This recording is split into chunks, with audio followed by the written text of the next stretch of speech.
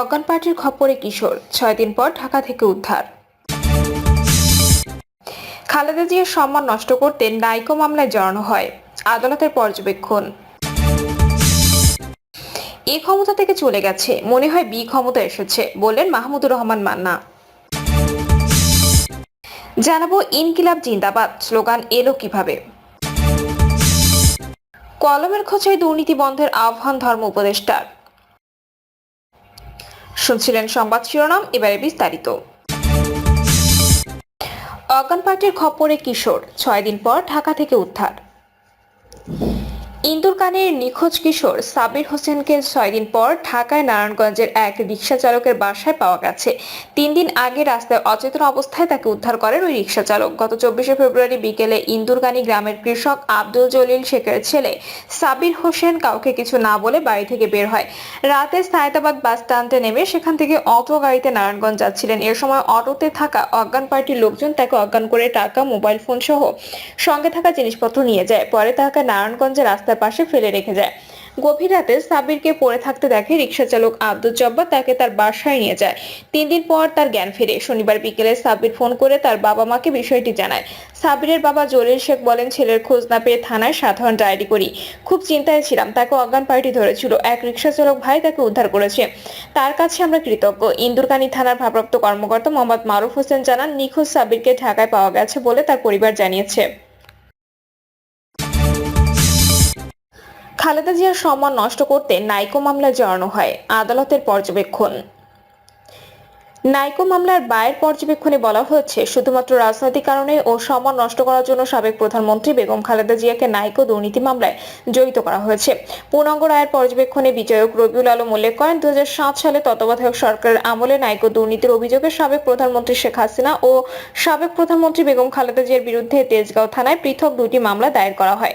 কিন্তু সাবেক প্রধানমন্ত্রী শেখ হাসিনার মামলাটি 2010 সালে মহামান্য হাইকোর্ট বিভাগ থেকে বাতিল হয়। অপরদিকে সাবেক প্রধানমন্ত্রী বেগম খালেদা জিয়ার মামলাটি দীর্ঘ প্রায় 18 বছর যাবৎ চলমান ছিল, যা কোনোভাবেই হওয়া উচিত হয়নি। শুধুমাত্র রাজনৈতিক কারণে ও সম্মান নষ্ট করার জন্য সাবেক প্রধানমন্ত্রী বেগম খালেদা জিয়া সহ অপর আসামিগণকে নাইকো দুর্নীতি মামলায় জড়িত করা হয়েছে।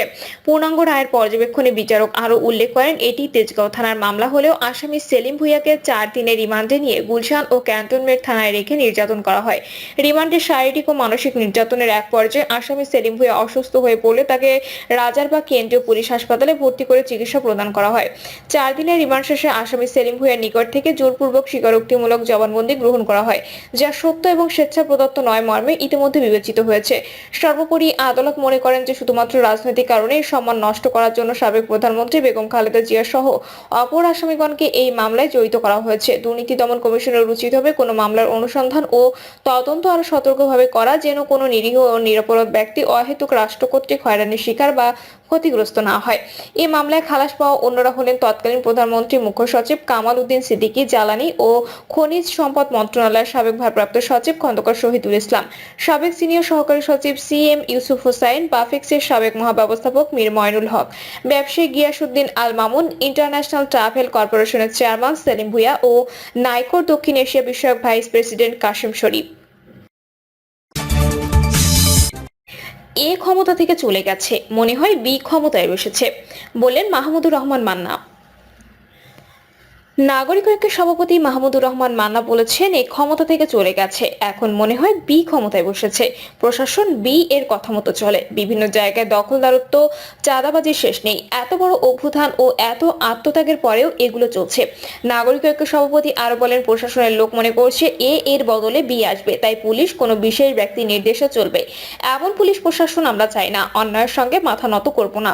জেল খেটেছি, মার খেয়েছি, জুলুম নির্যাতন সহ্য করেছি। গণতন্ত্র মঞ্চের অন্যান্য দলের লোকদের উপর এমন হামলা চলছে। তিনি বলেন, আমরা সরকারের উদ্দেশ্যে বলতে চাই, দেশের আইন শৃঙ্খলা ঠিক করে দ্রব্যমূল্যের লাগাম টেনে ধরুন, নইলে সাধারণ মানুষের কাছে এই গণ অভ্যুত্থান মূল্যহীন হয়ে যাবে। যত দ্রুত সম্ভব সংস্কার করে একটি নিরপেক্ষ গ্রহণযোগ্য নির্বাচনের ব্যবস্থা করুন। ইনকিলাব জিন্দাবাদ স্লোগান এলো কিভাবে। নতুন রাজনৈতিক দল জাতীয় নাগরিক পার্টির আত্মপ্রকাশ অনুষ্ঠানে দলের প্রায় সব শীর্ষ নেতা মুখে ইনকিলাব জিন্দাবাদ স্লোগান শোনা গেছে। দল গঠনের আগে স্লোগানটি ব্যবহার করতে বৈষম্য বিরোধী ছাত্র আন্দোলন ও জাতীয় নাগরিক কমিটির অনেকে, কিন্তু এই স্লোগানটি কোত্থেকে এলো তা নিয়ে কৌতূহল তৈরি হয়েছে জনমনে। এই বিষয়ে জানবো আজ। প্রখ্যাত ভারতীয় ইতিহাসবিদ ইরফান হাবিবের এক লেখায় উঠে এসেছে এই স্লোগানের আদ্যোপান্ত। 2022 সালের 29শে মে ভারতীয় পত্রিকা ইন্ডিয়ান এক্সপ্রেসে এক লেখায় তিনি উল্লেখ করেছেন 1921 সালে মাওলানা হাসরাত মোহানি প্রথম স্লোগানটি ব্যবহার করেন। এরপরে এই স্লোগান ঠাঁই করে নেয় উপনিবেশ বিরোধী সশস্ত্র সংগ্রামের নেতা ভগৎ সিং এর কণ্ঠ। উর্দু ভাষায় কবি হাসরাত মোহানি ছিলেন শ্রমিক নেতা, ছিলেন ভারতীয় কমিউনিস্ট পার্টির প্রতিষ্ঠাতা সদস্য। হাসরাত মোহানি ভারতের উত্তরপ্রদেশের উন্নাও জেলার মোহন নামের একটি শহরে জন্মগ্রহণ করেন। ইরফান হাবিব লিখেছেন, জন্মের পর হাসরাত মোহানির নাম রাখা হয় ফজলুল হাসান।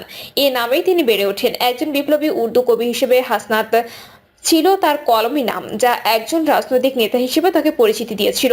তিনি ভারতীয় কমিউনিস্ট পার্টির এক নেতার সঙ্গে প্রথম ভারতীয় কংগ্রেসের অধিবেশনে পূর্ণ স্বরাজ বা পূর্ণ স্বাধীনতার দাবি উত্থাপন করেছিলেন।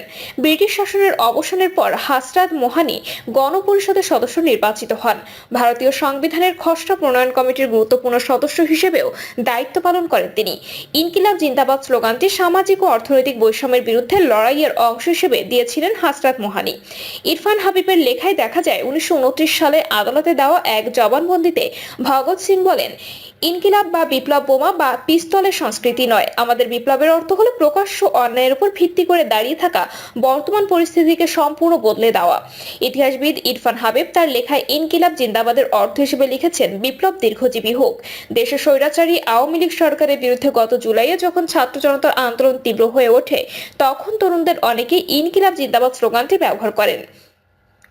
নতুন দলের নেতাদের মুখে ইনকিলাব জিন্দাবাদ স্লোগান নিয়ে সামাজিক যোগাযোগ মাধ্যমে আলোচনা হয়েছে। উল্লেখ্য, নতুন বাংলাদেশ গড়ার শপথ নিয়ে গত 28শে ফেব্রুয়ারি আত্মপ্রকাশ করে জুলাই গণ অভ্যুত্থান নেতৃত্ব দানকারীদের রাজনৈতিক দল জাতীয় নাগরিক পার্টি সেকেন্ড রিপাবলিক প্রতিষ্ঠার জন্য গণপরিষদ নির্বাচনের মাধ্যমে একটি নতুন সংবিধান প্রণয়ন করা এই দলের অন্যতম প্রাথমিক লক্ষ্য। কলমের খোঁচায় দুর্নীতি বন্ধের আহ্বান ধর্ম উপদেষ্টার। কলমের খোঁচায় দুর্নীতি বন্ধের আহ্বান জানিয়েছেন ধর্ম বিষয়ক উপদেষ্টা ডক্টর আফামা খালিদ হোসেন। তিনি বলেন, ঘুষের নতুন নাম হয়েছে স্পিড মানি, কিন্তু হারাম উপার্জন করে কেউ জান্নাতে যেতে পারবে না। যারা রাষ্ট্রের সম্পদ ধ্বংস করছে তাদের বিচার হওয়া উচিত। দুর্নীতি বন্ধে নৈতিকতার বার্তা দিয়ে ডক্টর খালিদ হোসেন তার বক্তব্যে বলেন, রমজান আত্মশুদ্ধির মাস, যেখানে ধৈর্য, সংযম ও সততা সবচেয়ে গুরুত্বপূর্ণ। ইউরোপের কাঠবিড়ালি 4 মাস না খেয়েও বেঁচে থাকতে পারে এবং রেড স্যামন মাছ প্রায় 4000 কিলোমিটার পথ পাড়ি দিয়ে ডিম পাড়ে, অথচ এই দীর্ঘ যাত্রায় উপবাস থাকে। এসব উদাহরণ টেনে তিনি বলেন, রমজান আমাদের জন্য রহমতের পয়গাম। এটি শুধু না খেয়ে থাকার মাস নয়, বরং আত্মশুদ্ধির মাস। কলমের খোঁচায় চুরি বন্ধের আহ্বান জানিয়ে বাংলাদেশ ব্যাংকের কর্মকর্তাদের উদ্দেশ্যে তিনি বলেন, কলমের খোঁচায় চুরি বন্ধ করুন। আপনারা রাষ্ট্রের গুরুত্বপূর্ণ দায়িত্ব পালন করেন, তাই ন্যায় বিচার ও সততার প্রতি অবিচল থাকতে হবে।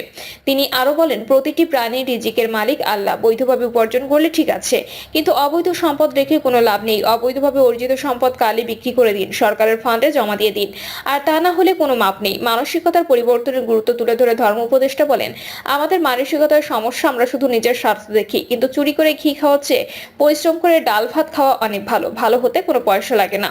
ফাইল দ্রুত নিষ্পত্তির ক্ষেত্রে সরকারি দপ্তরগুলো দীর্ঘসূত্রিতার প্রসঙ্গ টেনে তিনি বলেন, ফাইল আটকে রাখার প্রবণতা দেখা যায় আমাদের দেশে। জনগণের সুবিধার্থে ফাইল দ্রুত নিষ্পত্তি করুন, যাতে দেশ ও অর্থনীতি এগিয়ে যেতে পারে।